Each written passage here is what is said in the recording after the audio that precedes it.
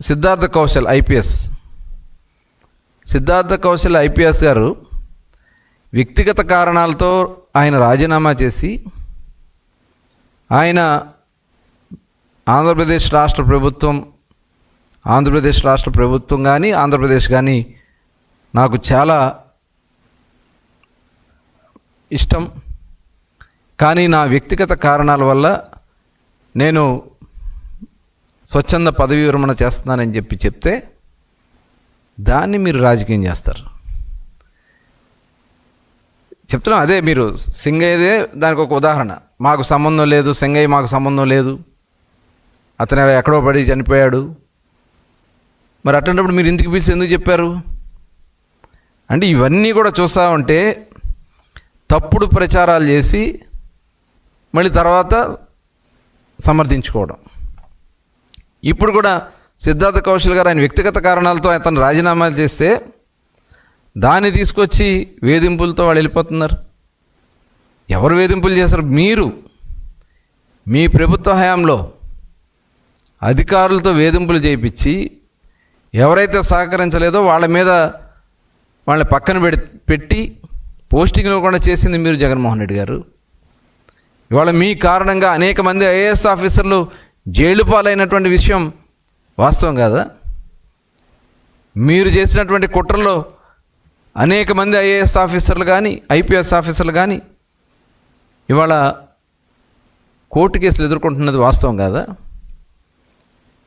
ఈరోజు మీరు మీ రాజకీయ ప్రయోజనాల కోసమో మీ వ్యక్తిగత ప్రయోజనాల కోసమో ఈ రకంగా తప్పుడు ప్రచారాలు చేస్తూ తప్పుడు కథనాలు రాయిస్తూ తప్పుడు ప్రెస్ మీట్లు పెట్టిస్తూ, ఆ పెట్టే ప్రెస్ మీట్లు ఎవడన్నా ఒక నీతి కలిగిన వాళ్ళు కాదు, దోపిడీ దొంగలు. వీళ్ళు వచ్చి మాట్లాడుతూ ఉంటే నిజంగా చాలా బాధ అనిపిస్తూ ఉంది. ఇప్పుడు చూస్తే గతంలో పాస్టర్ ప్రవీణ్ అతను యాక్సిడెంట్ అయి చనిపోతే దాన్ని తీసుకొచ్చి రాజకీయం చేసి మతాల మధ్యన విద్వేషాలు సృష్టించాలని ప్రయత్నం చేసింది ఇదే. ఇలాంటి దుర్మార్గమైనటువంటి ఆలోచనలు అన్నటువంటి ఒక క్రిమినల్ మనస్తత్వం ఉన్నటువంటి వ్యక్తి జగన్మోహన్ రెడ్డి.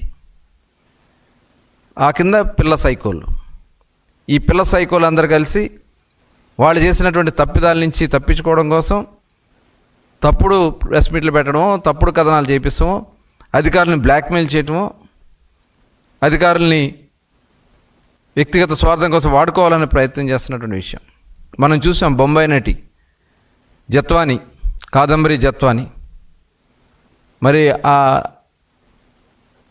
ఆ సినిమా హీరోయిన్ని మీరు మీ అధికారాన్ని అడ్డం పెట్టుకుని పోలీస్ వ్యవస్థను ఏ రకంగా ఉపయోగించుకున్నారో స్వయంగా ఆమె అందరికీ చెప్పినటువంటి విధానం. ఇవన్నీ వాస్తవాలు కదా జగన్మోహన్ రెడ్డి గారు?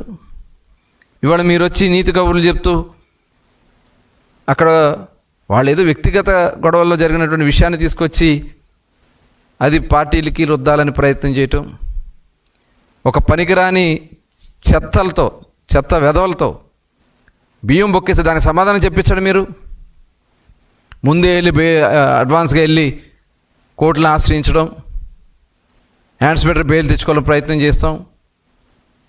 మీరు చేసింది తప్పిదాలు. బియ్యం కొట్టేశాడు, 8,000 బస్తాలు బియ్యం కొట్టేసినా మీ పేరు నానితో మీరు ప్రెస్ మీట్లు పెట్టిస్తున్నారంటే ఇంతకంటే సిగ్గుచేటు ఇంకోటి ఉంటుందా?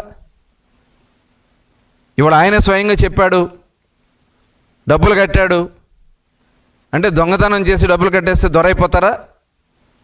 ఇవాళ అటువంటి వ్యక్తుల్ని మీరు మీ పక్కన కూర్చోబెట్టుకున్నారంటే దొంగలతో ప్రయాణం చేస్తున్న మీరు ఒక పెద్ద దొంగ. ఇవాళ ఇళ్ల పట్టాలు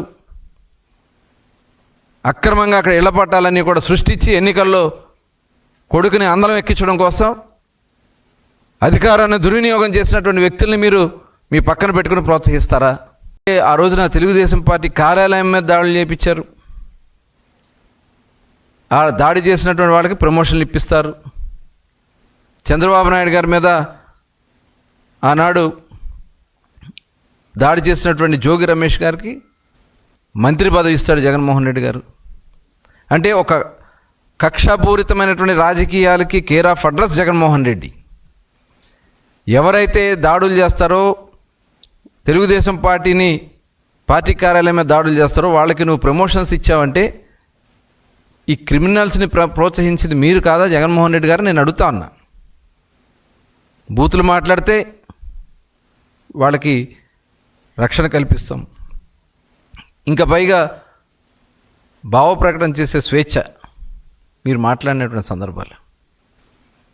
మీరు ఆ రోజున చేసినటువంటి అనేక కార్యక్రమాలు, పత్రికల మీద కూడా ఒక జీవో తెచ్చి గొంతు నొక్కే ప్రయత్నం చేసింది వాస్తవం కాదా? ఒకటి కాదు, రెండు కాదు, మీరు చేసినటువంటి అరాచకాలు ఇంకా మర్చిపోయారని చెప్పి వాళ్ళు మీరు ఇష్టం వచ్చినట్టు మీరు మాట్లాడితే అవన్నీ ప్రజలు నమ్ముతారనుకుంటా ఉన్నారా జగన్మోహన్ రెడ్డి గారు? మీ పేటీఎం బ్యాచెస్ ఇవాళ నటనలో నిజంగా సిగ్గేస్తుంది. వాళ్ళ నటన చూస్తామంటే చిచి, వీళ్ళ బియ్యం కొట్టేసినోడు మాట్లాడే, దొంగ పాటలు కొట్టినోడు మాట్లాడే. ప్రజాస్వామ్యంలో ఇంత నీచానికి కూడా దిగబడతారా? సిగ్గు లేకుండా బరి తెగించి మాట్లాడతారా? అసలు నాయకుడే సరైనడు కాదు కానప్పుడు ఇంకా ఆటోమేటిక్గా ఇలాంటి దుర్మార్గాలు చాలా ఉంటాయి. ఆనాడు రఘురామకృష్ణరాజు గారి మీద కస్టోడియల్ టార్చర్ చేసి ఆ రోజున పైశాచిక ఆనందం పొందింది ఈ జగన్మోహన్ రెడ్డి. ఇవాళ వీళ్ళందరూ కలిసి మరి ఈరోజు మాట్లాడుతూ ఉన్నారు. ఇవాళ నేను అడుగుతా ఉన్నా, ఖచ్చితంగా త్వరలోనే వైసీపీ కార్యాలయానికి టూలెట్ బోర్డు పెట్టబోతా ఉన్నారు. ఇవాళ దానికోసం అక్కడ ప్రెస్ మీట్లు పెట్టి తాత్కాలికంగా నడిపిస్తూ ఉన్నారు. డెఫినెట్గా మీ పార్టీ మొత్తం కూడా ఖాళీ అయిపోవడం ఖాయం. ఫ్రస్ట్రేషన్లో రోజుకో మాట మాట్లాడుతూ ఉన్నారు. ఏం మాట్లాడుతున్నారు ఫ్రస్ట్రేషన్లో? రప్ప అంటే సినిమాలో డైలాగులు చెప్తే తప్పేంటి, సినిమాలో ఉన్నప్పుడు బయట మాట్లాడుతూ అంటే కత్తులు పట్టుకుని రోడ్ల మీద చిందులేస్తూ ఊరుకుంటారా? ప్రజాస్వామ్యంలో మీ ఇష్టం వచ్చినట్టు మీరు మాట్లాడితే ఊరుకుంటారనుకుంటా ఉన్నారా? ఇవాళ నేను అడుగుతా ఉన్నా, సింగయ్యకి సంబంధించినటువంటి